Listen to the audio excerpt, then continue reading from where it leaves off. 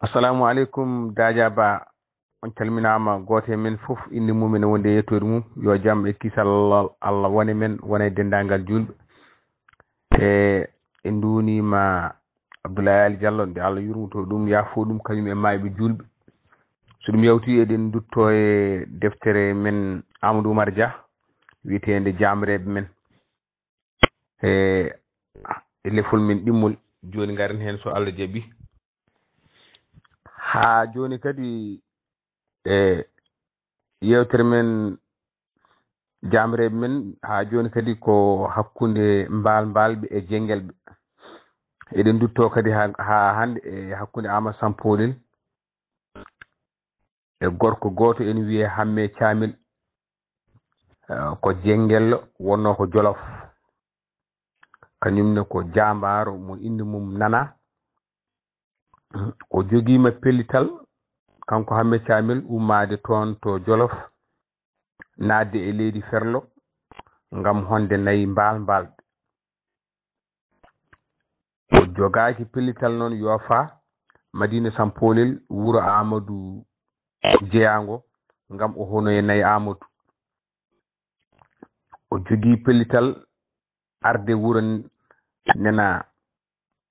sara wuro Amadou en wiye Numo Ñalbi ko wuro hewngo nayi no feewi e dendagal Ferlo mbal e on saha so wona Madina Sampolel e gure ɗe fof ko wuro wiitengo Numo Ñalbi ɓuuri hewde nayi kadi aɓe jogui ngaari gotiri ngaari ndi wiite ko Daneri Numo Ñalbi ko ngaari ngobori Hamme Thiamel haftide jengelɓe e aɓe jogui baaɗi e siftinde on kadi yen paam e Ferlo mbalnaɓe ɓen mbalɓe kutortono ko fetilaji kono jengelɓe ɓurno wawde hutorade ko baaɗi ko mbiten mbangu ko ɗum jengelɓe ɓurno wawde hutorade aɓe jogui baaɗi cettaɗi ha ceeɓi jarnaɗi tooke ɓe cuwat juuɗe mabɓe e nebam keccam ɓe mooma e leydi pour ɓe mbawa nanguirde mbangu ɓe mbawa timpade goto mabɓe fof heblima setti baaɗi ɓeɓe sappo ɓeɓe joyyi ɓeɓe jeegom ɓeɓe ɗiɗi ɓeɓe tati ɓe mbaɗi kiima baaɗi mabɓe ɓe mbaɗi wutteji ooli ɓe mbaɗi kaalaji ooli ɓe mbaɗi laafaji ooli haɓe natoya e Ferlo o ngam honde nayi mbalɓe ɓe mbaɗi hakkunde Jolof e to wiite Numo Ñalbi jammaji ɗiɗi eyyi nden ɓe ngari ha ɓe paandi wuro wiitengo Numo Ñalbi ɓe ballini sara wuro ngo haɓe nana daade boɓel tun golal mbayla tun haɓe nana daade pucci ene kija e nayi ene oolo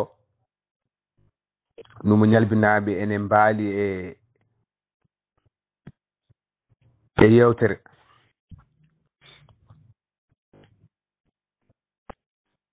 weeti ko rewɓe ɓuri wawde hedde e ɓiram rewɓe naati e nayi ngam ɓirde ha ruggo Hamme Thiamel fafniti e mabɓe ɓe kaaci piyanɗe nayi ɗi ndiri rewɓe laawi luuki dutti wuro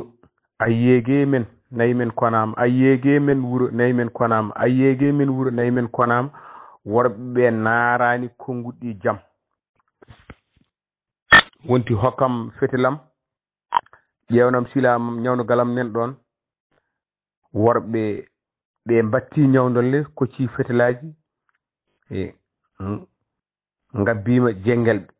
jengel ɓe palima condi e kure palima nayi kuccini Jolof leydi ndereeri aali e on wendogo tawi Ama Sampolel e jaaje Bambaɗo ene ndawi wuro wiitengo Madina Sampolel ene ƴewya condi e kure e kapsinaji e on saha condi e kure e kapsinaji ene heɓo e ndi leydi tigi wiitende Sénégal e wuro wiitengo Matam on saha condi e kure e kapsinaji ene heɓo Matam Ama Sampolel e jaaje Bambaɗo ndawi ngam addoyde condi hamme camel ndeka ene fini e wuro makko honi nayi wiitengo Numu Ñalbi tinimo Jolof nden Numu Ñalbinaɓe palima jengelɓe conde kure e kapsinaji ɗojji ha mayɓe e barmuɓe kewi hamme camel gorel olel ngel kartaji oli falima nayi huccini Jolof leydi ndereeri aali wendu makam naɓe tini ɗum ngari janti e Numu Ñalbi ɓe palodiri e hamme camel kuri e condi hamme falloriɓe nayi huccini Jolof leydi ndereeri aali furdu mbaylanaɓe nani Numu Ñalbinaɓe konama kebli jante Numu Ñalbi e wendu makam ɓe palodiri e hamme camel conde kure hamme fali nayi huccini Jolof leydi ndereeri aali Madina Sampolel naɓe tini ɗum ɓenne kebli ngari janti e maɓɓe ɓe palodiri e hamme camel condi e kure hamme faloriɓe nayi huccini Jolof leydi ndereeri gese jaɓɓe naɓe nani ɗum ɓenne ngari janti e maɓɓe ɓe palodiri e hamme camel condi e kure e kapsinaji hamme falloriɓe nayi huccini Jolof leydi ndereedi aali Ngara Gidal naɓe nani ɗum ɓenne ngari janti e maɓɓe ɓe pali hamme camel hamme falloriɓe nayi huccini Jolof leydi ndereedi aali Ama Sampolel e jaaje Bambaɗo ene jahanno taw nangue ñawli darima e hoore kar Amadou nani fenɗe condi ndi ene dilla gang Amadou foɗi puccu mum wi jaaƴi o yunama o hetto jaaƴi hetti o wi a nani ndi condi dugori jaaƴi wi a ha mi nani o wi jaaƴi o yunama o wi cumi ɗo laral tawa jaaƴi wimo ko woni o wi jaaƴi ko duttoɗen mi hoolaki caggalam jaaƴi wi Amadou haalnam ko woni o wi ndi condi o wi wallahi ko condi ruggo jaaƴi wi Amadou ɓurɗa ham ko jamragal e ñawdorgal kono wawde serlude condi abɓuɗani o wi ndi condi wonto pullo karɗo waɗi yangue kewni ƴakke piyanɗe ne pelle o wi jaaƴi ndi wona condi yangue ndi ko condi ruggo jaaƴi wawtimo Ama Sampolel e jaaƴe ɓenni Matam mbaali toon jammaji ɗiɗi ɓe coodi condi e kure e kapsinaji ha pucci mabɓe teddi o wi jaaƴi o yunama o wi hande ken joftoyoɓe de ko hiiri ko foof mbaltoyten hande ko leydi men gese jaɓɓe jalluɓe naɓe ɓene nani condi ndi ngari janti e maɓɓe ɓe pali hamme camel hamme falliriɓe nayi huccini Jolof leydi ndereeri tawi Allah sara o timmi nangue debdebini Numu Ñalbinaɓe dutti wi bandiraɓe dartinen condi e kure woto hen gasde taw nayi keeɓaki ɗiɗo nayi gona keɓotoɗi duttuɗen deften e sawaw mo tawɗen ene heeli junggo donɗen nawen cafroyen mo tawɗen koyɗe mum ne keli donɗen nawen cafroyen mo tawɗen ene barmi baroɗe ndonɗen ɗum gaccen ɗum so pullo heddima e nayi waɗi fodde mum nde wonno nayi bamma ɗeɓa mayde heɓa ngara dona walla ngara ɗeɓa mayde keɓa so ɗum ala jogoɗa cuusal keɓa on saaha noon tan nayi keɓorto nayi meeɗani heɓirede mere mere numo ñalbinaɓe mbi joni bandiraɓe onon fof on jarama teddugal mum yettima en kaɓama duttoɗen ɓe defte sawaw tawi Hamme Thiamel kañum e Jenguel ɓe naatini e ladde Jolof weedu wiitedu weedu Bey mbal ɓe dutti moɓe tawi jungngo mum ne heeli ɓe mbi ɗum beele aɗa wawi jayade on wiya mboɗo wawi jayade ɓe ɓola baaji ɓe mbala ɗum ha tangguelo jungngo mum rewa e mabɓe moɓe tawi koyngal mum ne heeli ɓe coppa goski ɓe kaɓɓa ɓe ndondo ɗum moɓe tawi ene barmi barode ene otta ɓe ngara ɓe tawa fitani mum heddi ko seeɗa ɓe mbi one kañumne holto jeeya ɓe mbi o de ko kaari ɓi kaari to wuuri kaari o ɓe mbi one kañum heddima ndiwgu nayyi ɓe jokka futuro ene juula mbal ɓe naate gure neɗɗo soynor joom galle mum walla banum gorko tan wiya ha yo kaariyelam jiiya neɗɗo lemo yiyani banum gorko walla gorko mum wiya hoto kaari woni ɓe mbi on ka heddima e ndiwgu nayyi on ne faw juuɗe hoore bojji e jaleɗe mbaɗi daari gueloɗe e gure mbal Hamme Thiamel naati e ladde Jolof kamɓe Jenguel ɓe jogui aadi soɓe koni nayyi haɓe jogui weendu mawndu nena toon nder ladde mabɓe to weendu wiite ko weendu Bey ɓokki mawki nena e weendu he e banggue jungo nano ɓokki sutinare mawde ɓowde en ɗon ko ɗon mbiyata weendu Bey ko weendu mawndu ko ɗon ɓe gaynata nayyi ɗi ha nayyi ɗi payto haɓe pofta nde ɓe puɗɗo naatde e Jolof ɓe pecca goto foof nawa ko fonno ko hebde Amadou Sampolel e bambaɗo mum ene wiiya Diadji bambaɗo gummima Matam ngari ene ngara ɓe ñalli yaade ɓe kiiri yaade nangue ene dayna ɓe paandi numo wiitego wuuro wiitego Numo Ñalbi ɓe mbaɗi ha ɓe ɓadi wuuro ngo fodde wonde kilo tan Amadou Sampolel foodi pucci mum o wi Diadji wimo nam o wi condi nanoɗen ñande dawaten wuuro men o wi wallahi so tawi koko mbimami ko ene woodi ko konu o wi ko Numo Ñalbinaɓe nawa Diadji wi honi o wi Diadji o wi fandade Numo Ñalbi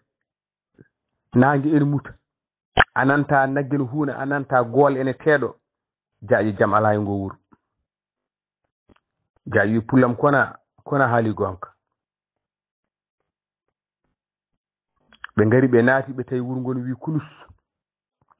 ɓe payi galle jaatigi mabɓe feñjeɓe damata galle nde tan tawi debbo ene ronnol lahal ndiyam horde ndiyam o fukki horde nde tan wonti laalade tan o luuti a yeege bone waɗi a yeegoye gacce ngari a yeege bone waɗi a yeege gacce ngari gorko makko naarani konngol ngol jaam abbimo nder suudu wi holko fitma holko ganma holko beppinma o wi min kadi ko fiɗimi ko ɓuuri boddi ko gatimi ko ɓuuri yaare wallahi so pullo waasi jaasi Amadou Sampolel waalde e galle pullo wona kosam ɓiraɗam wona kaaɗam wona tew koni hande hay gurdam men ɓuuri mayde men gorko o wimo he sukkunomi aɗa andi onon rewɓe kon seyɗineji bonɗi minen komin mbawno fof min mbaɗi min naate nayi ɗi ko nangen tugga min certe majji ko nangen daydani ko maaye amen ko 213 so ama sampuli ne wawi yo abboɗi Amadou yimo jaaƴa nani jaaƴi yimi nani o yimi haalnanom jaaƴi wallahi pulama haalino debbo e gorko fof jaltin mbiye bisimilla mon hono hojom tawɓe naani juuɗe maɓɓe nguunu ɓe jattin gertoɗe ɗe kirsa debbo no ɓora en fifto Amadou Dañƴo waali paati buubu to Diaw ene jogii ndimagu min wiye Mbouriyat Demba ligue paate Matam Gallo ngu o bonnirno Tambacounda taw yeeso ngo ñirɓinima Amadou Dañƴo waali paati buubu hamo jogii ndimagu ngu wiyeteno Momti Gonɗi ngu o nangirno Hamad Sade e Gabgal Amadou Dañƴo waali paati buubu to Diaw hamo jogii ndimagu ngene wiye ñeek so suko dogani leppat so mawɗo dogani yana jangol ngo bonnirno Tambacounda e Boubacar Kounda e Nasa Kounda taw yeeso ngo arti jaaƴi wimo wat sees bañanam wat sees ha weeta debbo ɓori gertoɗe defi defti ari ɓattini o denki lahal ngal tan o wiyama sampoli o wi bañanam nangiraɗo wonkima ko ɗum de Allah jolne amen ama sampoli girɗi beddi gonɗi o nokke gertoɗe he seeɗo o hafti o yo haari dendagal wuro ngo kamɓe fof ɓe nani ama sampolel de nen waali ɗo kamɓe fof ɓe ngari haɓe jewtamo kono wallahi so ɓernde welani yewtere welta haɓe jewta ama sampolel ko babaho won goɗɗo nen ɗon jaljallu tan fiɗɗi hoore mum tan wi Amadou Dañƴo waali o wi laaɓi kam de gorko wona goto Amadou wi ala kala mo sikki gorko ko goto juumi de o wi nde jaaɗa ɗo Matam wurdu nen yene amen caggal ma ni wiye Hammet Cambil min kam mboɗa andi leydi ndi e saraji mum fof ko an wawi kono ndu wordu wawma tan Amadou wi ɗum kay jombani o wi koɗo ko nduɗo wordu bonɗi ndu lancire amen ɗo ko nangue ne fuɗa min certe makko nangue dayda o wari amen 213 gorko koni min gartiri nayi naati Jolof Amadou wi on jaram mi yaafima on yewtere mon mbo tampi mboɗo yiɗɗa anade foti ngun tampi on jaram goto fof fati galle mum Amadou en keeɓi suudu men leeli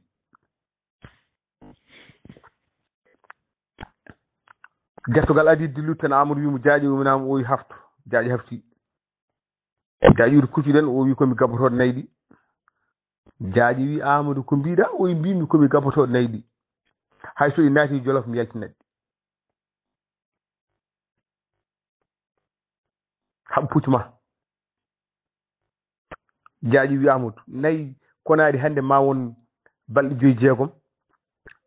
to ngoni fof peccama goto fof nayi gueɗal mum an mbiyaɗe o jaaƴi winam o wi haala ma kani heewi mbima ja haɓe puccuma komi gabotoɗo nayi ɗi ɗe gacce mi wawa ɗum foŋade ɓe kaɓi pucce condi wendoko en dilla ɓe birti wenu makam ɓe jawti ɓe birti guese jaɓɓe jallu ɓe jawti nangue ne fuɗa ɓe coyni Madina Sampolel rewɓe ne jaaha ɓulde jaaƴi wiyama o rewɓe de nen en ƴangata galle kam hayso kosam jaren o yala an ƴewata ko balluɗoma haalde ñeñe debbo poti min hande mi tuyaka ñeeño mi tuyaka debbo tuyami tan ko nayi numu ñalbi garta ɓe ɓenni ɓe ñalli yaade haɓe jalti e ladde Ferlo ɓe naati e ladde Jolof sali fananide en tugga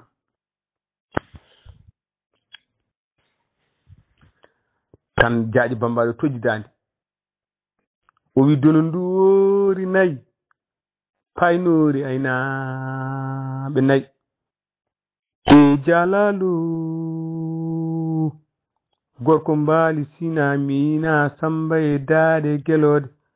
koni ama sampolel ara koten hege wari kame ladde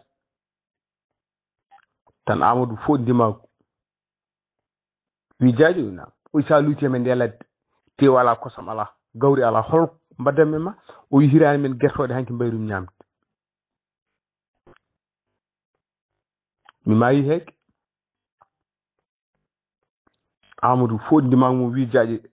nanganam ndimago o loyi fetal makko o naate ladde haw yi ndamdi kooba Amadou soppini toɓɓinde birwiral ndamdi kooba talle leydi Amadou fo ɗum hirsi hutti ha laaɓi ari huɓɓi jengue giltewo ɓalin jaaji ñaami ha haari o jaaji no wayi jaaji wi joni kay mi haari o fooɗi kedde jaaji ɗe o ñaami haw haari o jaaji kaɓen dimade jaaji wi hala min kay o tew mbaɗami koye sasam to ñallumi ɗo kay mi walta ɗon o yala o jaaji o kala to mbawɗen walde hande balten koye nayyi jaaji wi min de mi heddaki e ɗum jaaji itti buhi ɗiɗi waɗe sasa mum dimaɗi jawti ala sara yoni ɓe juuɗi dimaɗi jawti futuro yoni ɓe ngari hankadi haɓe paanima weeni beyi Amadou anda weeni beyi jaaji anda weeni beyi Amadou ardi jaaji rewi hen Amadou habbiri wi Allahu akbar o jangi Fatiha e simore Amadou sujjoyi o tukkiti o sujjoyi e sujjudu makko ɗiɗum tan haw nani ngarin huuna tan Amadou fiɗɗi hoore wi assalamu aleykum jaaji wi jam Allahu akbar tan assalamu aleykum koni pullo ande ngujulu famani ɗum sa huri koten o jaaji oynam o yimɓe jiddani nagge jaaji wi Amadou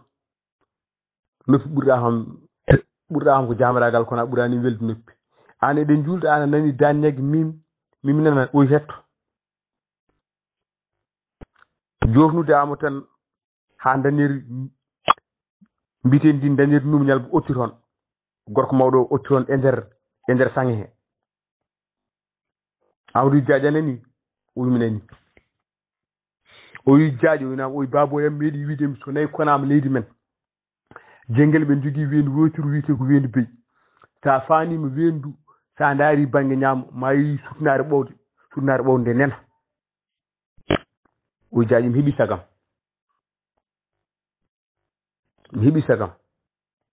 so tawi tan ko nayi numuñal binaɓe ɗi gonɗo o wi wallahi jaaji mi heeɓi sagam wallahi jaaji janggo kolla kam jikku bamba ɗum holluma jikku pullo aɗa no mbatten jaaji wi ala mi anda Amadou wi ƴettu sasama mbaɗa e gafakke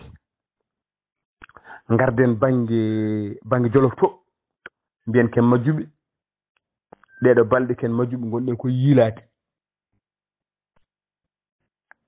mbalen ƴakkude tew mbalen yerda kosam so weyti kolla kam jikku bamba ɗum holluma jikku pullo jaaji ƴetti saso wedde gafake mum wi ko gaw mayata ɓe coggi malal tan haɓe gardi jengel ɓe sirnaki ɓe lakñite foyre nde ɓe gadi arde nde foyre Hammet Camil assalamu aleykum Hammet Camil wi maaleykum salam hoto bandiraɓe giwi ɓe mbi minen de min gummi koto wiite Jolof o wi holto paaɗon o wi min payi koto wiite Ferlo Mbal Hammet Camil wi ɓeydine kam ɗo mi yawi Amadou wi ko tagi jawɗa o wi ay ndu wendu no jiiɗon o yeey o wawi andude ton yimɓe tato bañowo mawɗo so ɗum ala ruggiyanke mawɗo so ɗum ala gabbotoɗo nayi konaɗi caggal ɓe tata hay goto wawa andundi Amadou wi a min denden ko min majjuɓe ɗe balɗe tati min ñamani min jarani hamin jiilo tan min donki yitude o yaw bisimilla moon joɗɗe wona son jiiti wuuro witego Numu Ñalbi oɗon mbawi yiitude wuuro moon o wi wallahi min mbawi o wi janggo mami wattu ne sawabu nayyi ha naton wuuro wiye Numu Ñalbi ɗi nayyi koto wiyete Numu Ñalbi giwi ɓe kaɓɓiri pucci mabɓe ɓe jooɗi jenguel ɓe mbaɗi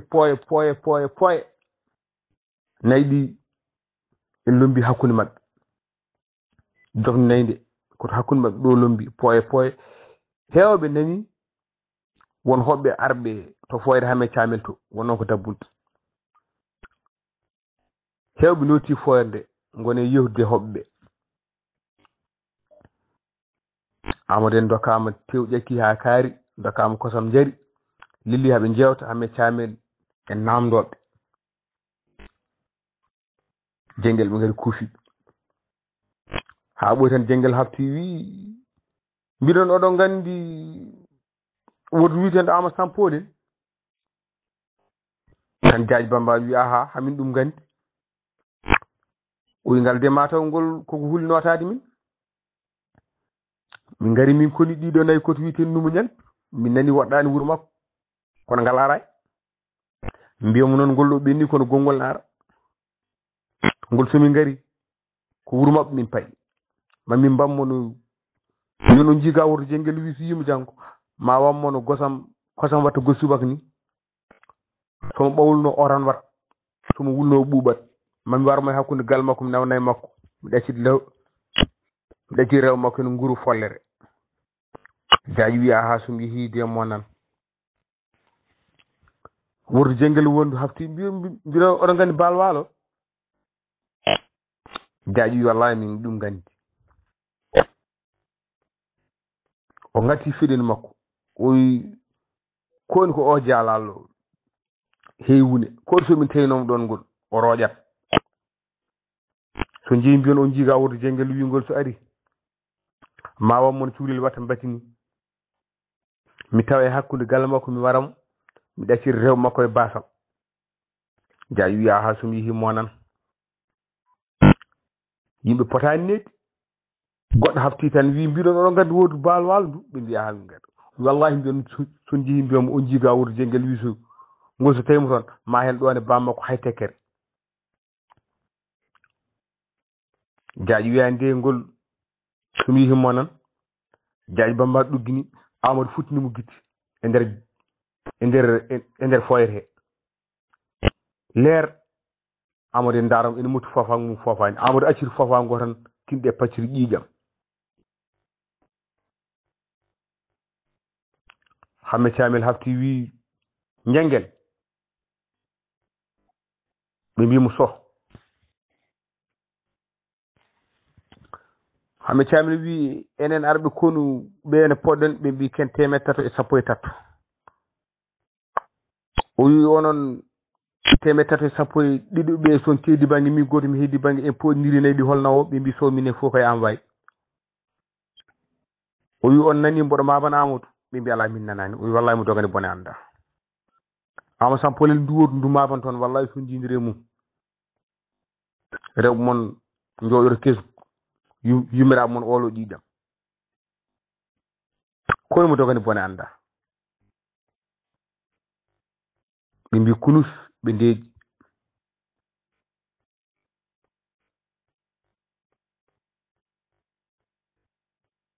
jamma gonga ɗanaka ɓe mbaali hen ha weeti so ndi wennogo dilli tan Amadou Sampolel fayi Hame Thiamel o wi hammi yummnama o wi holto lappol ngol yaltirta e sañe nayyi he o wi ndar banggue hirnangue o wi ma yi huuɗen lappi way kono lawol ni ha naata wuuren wiye Numu Ñalbi Amadou Sampolel wi a jarama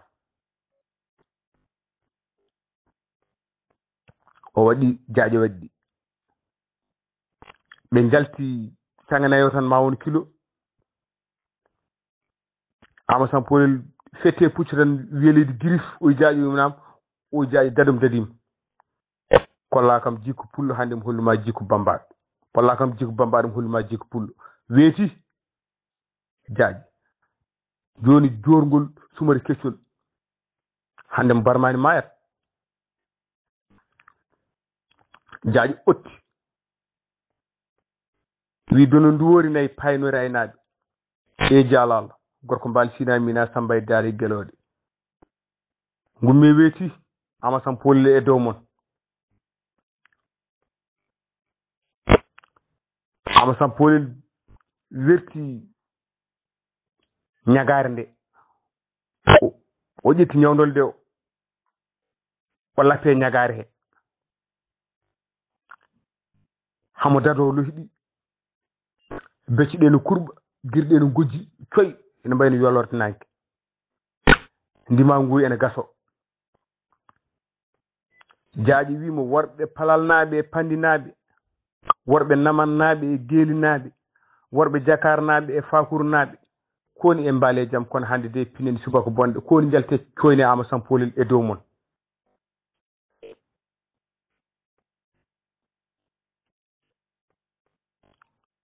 jengel ɓe ndeñ ene jewtanno tan hamme camin wi jengel na oy kette min de wonko ennemi ɗo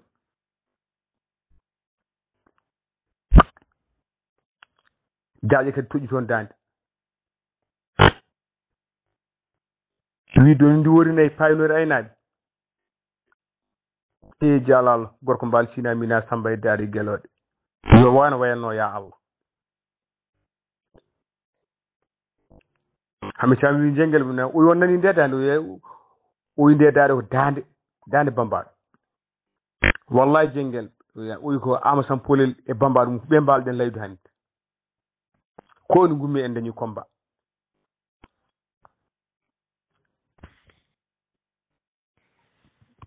ama sam polel dadim haɓɓi ndima ngu ha ñeeri oy jaaƴi na oy ndewayam jaaƴe rewe makko o ƴorɓi toon ndima ngu jamɗe ndima ngu seere leydi malal tan hawjime koye jengel oyi assalamu aleykum jengel ɓe mbima aleykum salam oyi seeɗe gaynaka ɓe mbima ko jaam o wi hol wortu wino nde hanki so yi ama samponel ma waɗ ɗum no kosam watta gol subaka yo wal walantere neni ko mi woni Amadou ɗum wi cop oyi so on huuli jabade hol wortu wino nde hanki jamma so yi ama samponel ma waɗ ɗum no cuulel watta batini yo war walantere neni ko mi woni Amadou ɗum wi cuk oyi so on huuli jabade hol wortu wino nde hanki so yi ama samponel ma taƴ ɗo ne bamum hay tekkere i haalɓe ko moƴƴi kuli jabade saka kalɗo ko boni wi cuk no mumu doniɗo ɓoccode ene hucci ganale ɓoccode kalata mumu haalata mayɓe dillata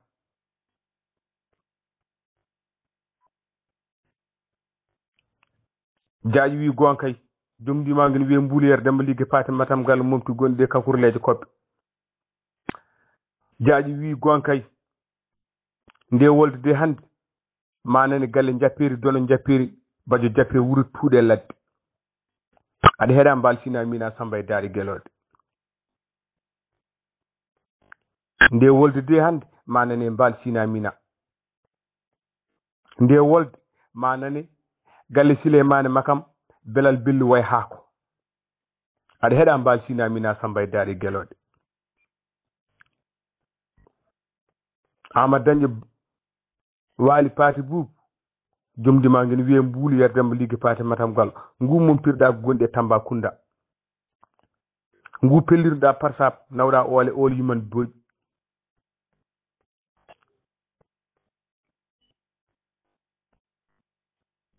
tan Amadou Faye nayi waɗi ɗum fiyande gang ɓuuƴi ɗi ndondi sango debbi ɗi ndewi damal hamme camin wi jengel oy kaftene jeehi jengel palinayi pelli piyanɗe nayi dutte jofaan Amadou darti hoore nayi o wi nayi ɗi piyande gang ɗi ndondi sanga jengel ɓe palti pende ɗi dutte jofaan Amadou Acinayi naate Jenguel o ri bangi funnaange o dañ 16 ko heddi ko taaɓi o rutti bangi hirnaange o dañ 16 ko heddi ko taaɓi o ri bangi rewo o dañ 16 ko heddi ko taaɓi o rutti bangi worgo o dañ 15 taw Hammet Thiamel darima yeeso makko wi woddu ndaram hankadi an hufni kam yimɓe yo joom wure bandum jiitu Hammet dari jikki kalsal mbangu fiɗen mum hote yarga o wi Amadou Sampoyel mbangu fic Amadou wappi fay baggorel puccu mbangu ɓafti jubbol hakkunde tinde makko hakkunde hoore mbangu naato leydi ma on métere signe kalsal mum wi tokket Hammet Thiamel ngari fiɗen fecci wi wallahi sinno ngu mbangu tawma ko dow puccu a roƴat Amadou faati dow puccu Hammet dari jikka kalsal mbangu o wi Amadou Sampoyel mbangu fic mbangu wi to becce Amadou ɗo kac mbangu rutte Hammet Thiamel Hammet wi enen nguru Amadou wi Hammet o nam o so pulla haari kosam biyon mum tekki jamdi ɓaleeri taƴata nguru mum ɓeydinam Hammet dari jikki kalsal mbangu fiɗen hote yarga o wi Amadou Sampoyel mbangu fic mbangu wi to tiinde Amadou ɗo kac mbangu wayno yaɓere weddande huɓere simani tan jaaji Bamba luusi wi aɗa heeɗa mbal sina mina Samba e daari guelode Samba e Modi Nabba e Buula Samba gueɗal joomen jaalalo tan kol teŋel e labbo teŋel e muyade teŋel Amadou Lo o wi Hammet Thiamel fiyande gang ɗe ndenkiri becce Hammet Thiamel ɗo ɗe Thiamel leydi Hammet wi Amadou wi wonam o wi ɗe kure conde e kapsinaji ɗum sene waranno Hammet Thiamel arata ga Amadou Lo wimo fiyande gang ɗe ndenkiri tinde makko ɗo ɗe Thiamel leydi haɗe cuurka haɗe ɓuuɓi